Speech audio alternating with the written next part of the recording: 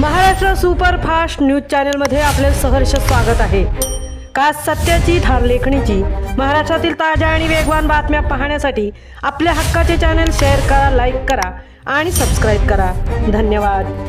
स्वरक सम्राज्ञी आशा भोसले यांच्या वयाच्या 92व्या वर्षी निधन। संगीत विश्वात मोठी पोकळी। भारतीय संगीत क्षेत्रातील एक अजरामर आणि चैतन्यमय आवाज आज कायमचा शांत झाला आहे।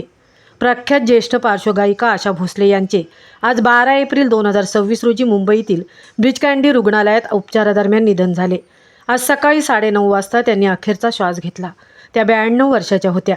गेल्या काही दिवसांपासून आशाताईंना प्रकृतीच्या तक्रारी जाणवत होत्या। छातीत संसर्ग आणि प्रचंड थकवा जाणवत असल्याने त्यांना शनिवारी 11 एप्रिल रोजी रुग्णालयात दाखल करण्यात आले होते।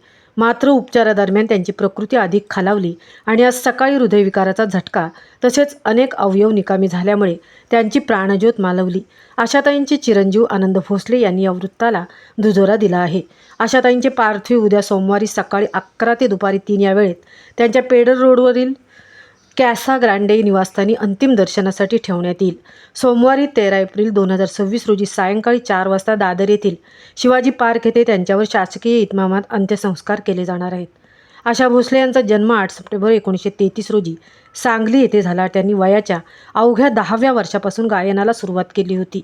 तब्बल 8 दशकांच्या कारकिर्दीत त्यांनी मराठी, हिंदीसह विविध भारतीय भाषांमध्ये 12,500हून अधिक गाणी गायली। त्यांना भारत सरकारतर्फे पद्मविभूषण आणि दादासाहेब फाळके पुरस्काराने सन्मानित करण्यात आले होते। त्यांच्या निधनामुळे केवळ चित्रपटसृष्टीच नव्हे तर जगभरातील संगीतप्रेमींवर शोककळा पसरली आहे।